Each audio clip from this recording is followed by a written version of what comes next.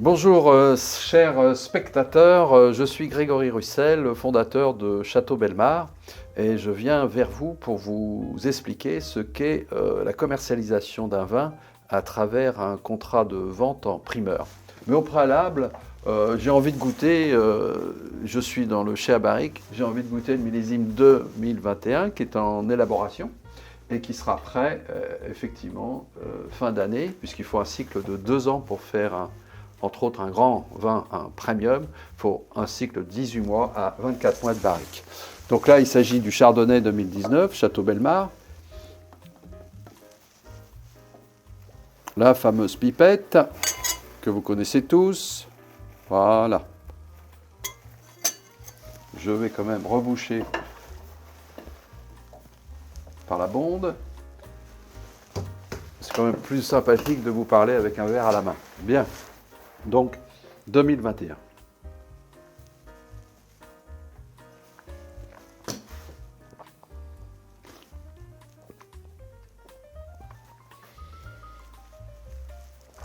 Jolie chose qui va encore aboutir après un an d'élevage, de bâtonnage, et nous aurons l'occasion d'en reparler. Mais néanmoins, je vais vous accompagner vers le contrat de vente en primeur et les anciens millésimes 2019, 2020, etc.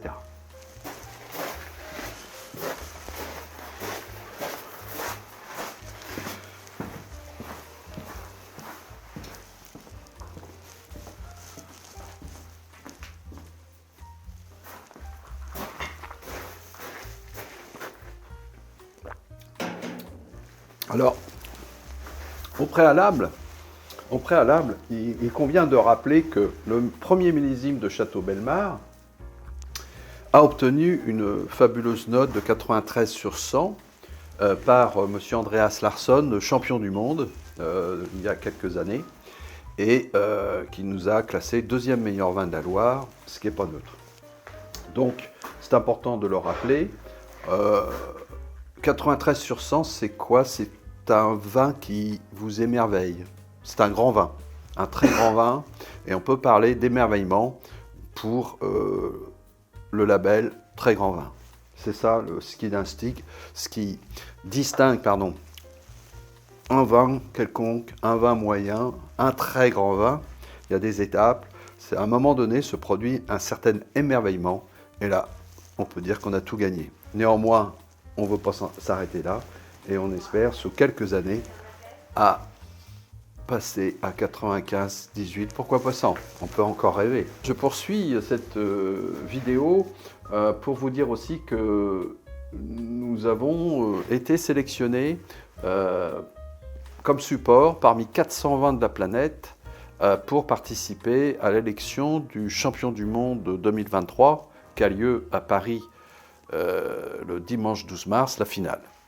Nous sommes aujourd'hui le 11 mars. C'est donc demain que je suis convié à la Défense Arena, comme beaucoup de monde, à participer à l'éclosion d'un nouveau champion du monde qui a lieu tous les 3 ans. Alors, si je vous en parle, c'est que, je viens de vous le dire, nous avons été sélectionnés, ce qui n'est pas rien. 70 nations concours, à chaque fois présentent leur meilleur sommelier national et vont élire leur père, c'est-à-dire le champion du monde. Et nous avons été sélectionnés, voyez-vous, et vous avez le compte-rendu de Château Bellemare, que ce soit en Chardonnay IGP Sarthe 2019, mais aussi le Château Bellemare en Pinot Noir 2020.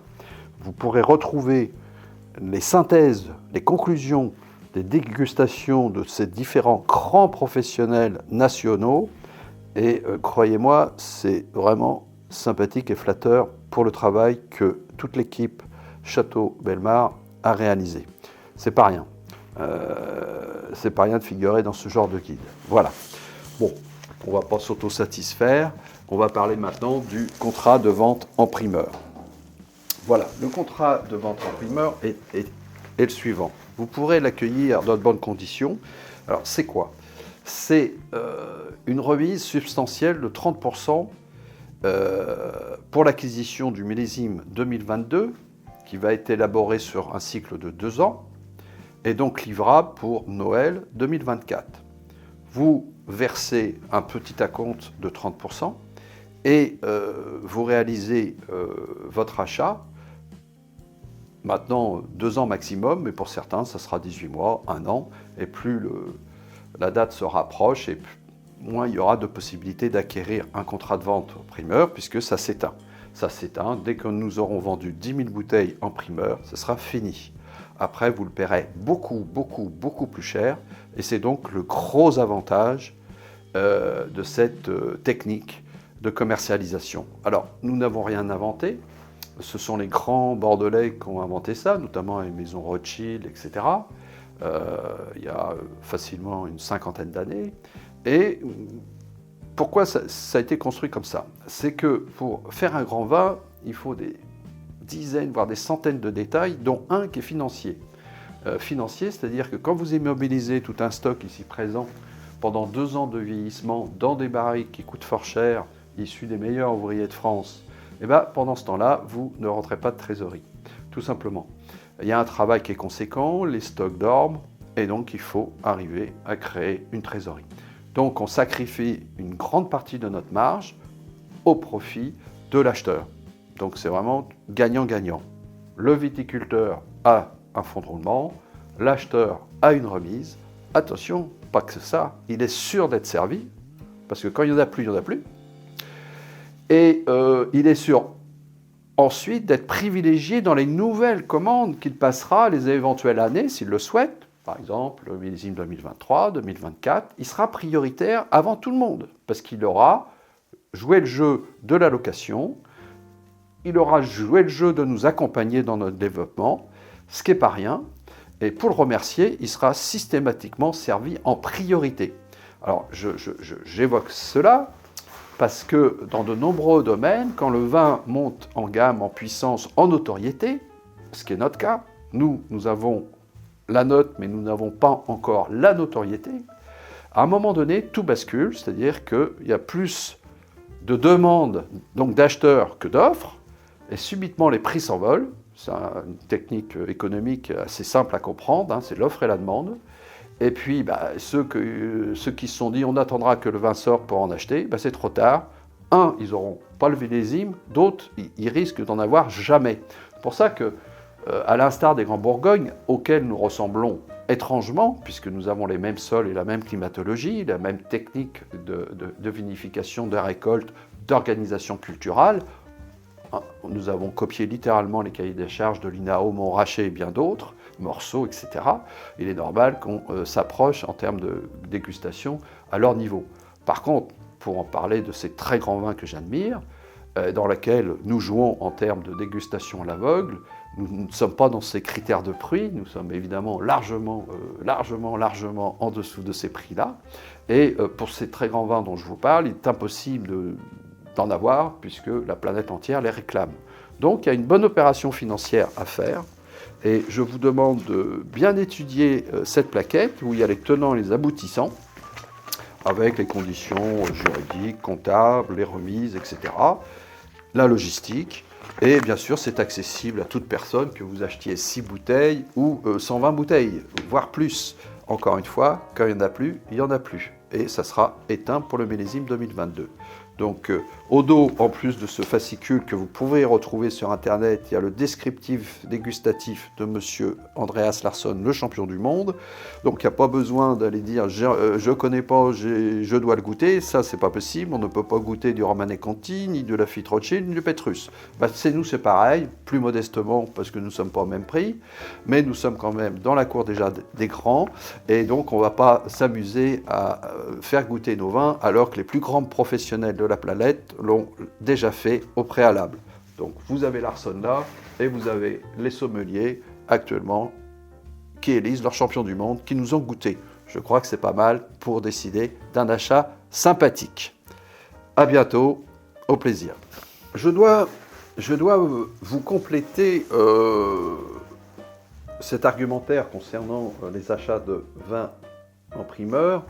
Je vous ai beaucoup parler de la dégustation, de la qualité intrinsèque du vin, de son côté exceptionnel, mais il n'y a pas que ça dans un vin.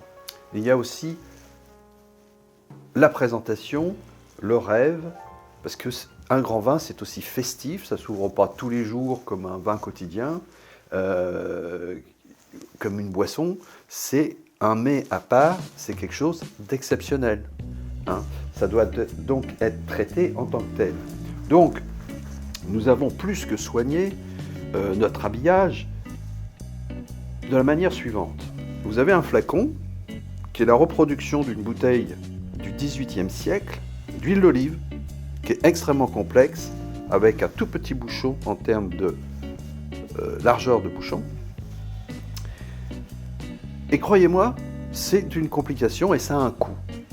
C'est pas un détail, parce que la bouteille est exceptionnelle et je pense que nous sommes les seuls en France, en monde je ne sais pas, mais à avoir ce type de bouteille qui est extrêmement complexe puisqu'elle est conique, avec des difficultés pour l'embouteillage intrinsèquement parlant. Un détail, généralement il faut 2 personnes pour embouteiller. Pour embouteiller cette bouteille, nous passons à 8. Voilà. Mais bon, ça fait partie du jeu. Ensuite, un bouchon que vous ne voyez pas, c'est extrêmement important. Juste un détail pour les consommateurs que vous êtes, si vous achetez un bon vin avec un bouchon médiocre, et Dieu sait qu'on ne vous le dira pas, sachez que si vous voulez le faire vieillir, quand bien même il soit bon, 10 ou 15 ans, voire même 7-8 ans, sachez qu'il y a des bouchons qui sont à obsolescence programmée, c'est-à-dire des bouchons qui vont tenir 3 ans, 4 ans, 5 ans, pas plus. Donc imaginez, vous chargez, vous passez une belle commande, vous prenez 300 bouteilles en vous disant je vais faire vieillir, sauf que dans 10 ans, les vins seront complètement altérés, puisque l'oxygène sera rentré dans les bouchons, puisque le bouchon aura péri. Donc notre bouchon est en fleur de liège du Portugal et est programmé pour vivre au minimum une vingtaine d'années. C'est très important, un bouchon comme ça est extrêmement coûteux, on s'approche de près de 2 € le bouchon. Ensuite, 2 € le bouchon, c'est quelquefois le prix d'un litre de vin. Ensuite, c'est capsulé à la cire. Alors, c'est pas aussi un détail, ça veut dire que tout est fait à la main. Cire dorée pour des raisons esthétiques, festives, mais c'est aussi extrêmement intéressant parce que l'oxygène, dans tous les cas, ne peut pas rentrer à travers puisque c'est un isolant extraordinaire. Par contre, c'est un peu plus compliqué pour les sommeliers à ouvrir et ils nous pardonneront, mais ils savent aussi que c'est un beau critère de qualité. C'est coûteux, on fait tout ça à la main. Voilà. Ensuite, l'étiquette, ça paraît pas grand-chose. Une étiquette, celle-ci est en coton égyptien. Donc je ne sais pas si le caméraman arrivera à filmer la structure. Le coton égyptien, c'est ce qui se fait de mieux en termes qualitatifs. Donc je vous parle de l'étiquette en coton égyptien, qui est une denrée sophistiquée, rare, esthétique, un joli toucher. Et le liseré que vous voyez, c'est de l'or à chaud. Voilà, y compris notre devise en bas, c'est de l'or à chaud. Alors c'est très discret, c'est pas ostentatoire, mais c'est coûteux. Ça fait partie du rêve, de l'élégance, de la présentation sur une table, et ça doit être en adéquation pour un joli repas, un joli mets, des jolies assiettes, un joli service. La bouteille aussi doit être présente pour flatter les personnes qui se donnent du mal pour vous recevoir. Voilà, c'est une philosophie.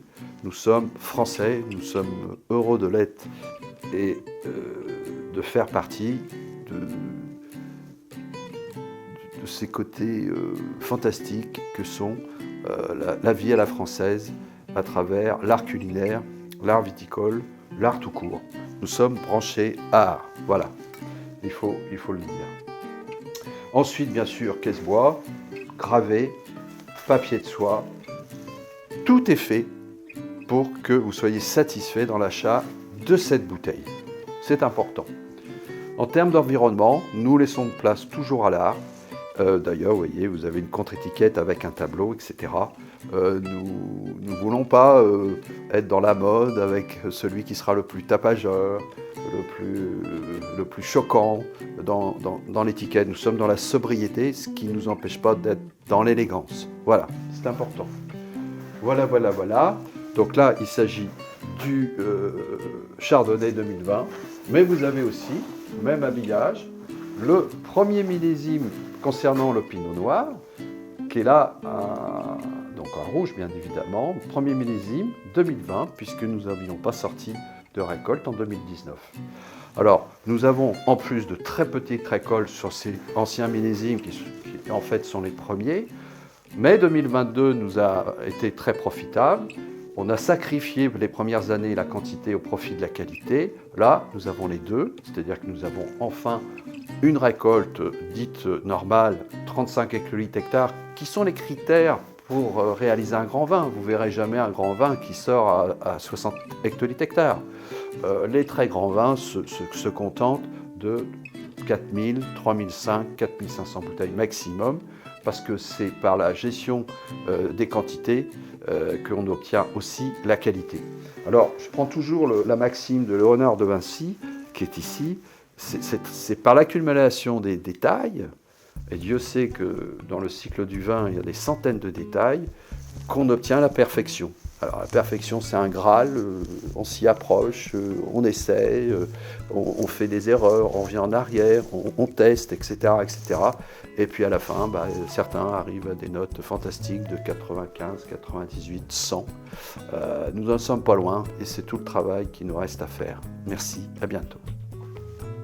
Il y a aussi une chose que je me dois d'évoquer, c'est le côté onotouristique que ma compagne Sidonie Grasset gère et qui est basé sur la fête, bien évidemment, puisque nous faisons des mariages et des séminaires, mais je ne suis pas là pour parler de cela.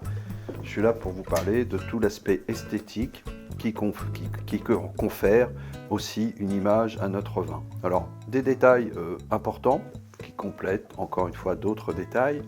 Vous avez pu voir le fameux bas-relief de Raymond Delamarre, tout blanc, immaculé, qui est en fait un des plus grands sculpteurs français de l'art décoratif. On a eu cette chance de l'avoir dans de bonnes conditions et on s'est aperçu qu'en le restaurant qu'il avait été au cabaret russe Scheherazade à Paris, 3 rue de Liège. Alors Raymond Delamarre, c'est celui qui a fait entre autres des sculptures au Trocadéro à l'extérieur, qui a fait le paquebot Normandie. Vous voyez, des choses extrêmement intéressantes. Et ça figure dans cet espace vinicole et onotouristique. Les grilles, parlons des grilles maintenant. Les grilles, ça veut... Regardez-les bien. Ces grilles ont été découpées, puisqu'en fait on les a rachetées à un démolisseur qui s'est occupé de les transporter de Paris à ici. Et en fait, c'est issu du musée Rodin. Ce sont les portes d'entrée du musée Rodin qui ont été enlevées, certainement pour des problèmes de normes et d'accès. Donc ces grilles faisaient 5 mètres de hauteur, donc 5 mètres sur 5 mètres. Et on les a découpées. Et tout ce que le caméraman a filmé sont issus du musée Rodin, des portes d'entrée. Alors vous avez des découpes qui ont été réalisées par des chaudronniers, des soudeurs, des tuyauteurs, des serruriers, un travail d'artiste, et selon des plans que j'ai élaborés, et ça nous a permis de faire les grilles d'entrée, des grilles coulissantes, des grilles d'ornement. C'est ça aussi le vin. Enfin, vous avez, ça c'est purement décoratif, un clin d'œil à la soierie japonaise, sur des kimonos en fil d'or, etc. Et ça aussi, ça égaye, ça embellit l'environnement du vin. Et bien d'autres choses que notre camarade Kevin a filmé avec brio, je l'espère, et j'en suis convaincu. Donc moi je parle en voix off, comme on dit, et vous visionnez tous ces jolis aspects qui accompagnent l'image qu'on a construite autour de Château Bellemare. Voilà, merci, à bientôt.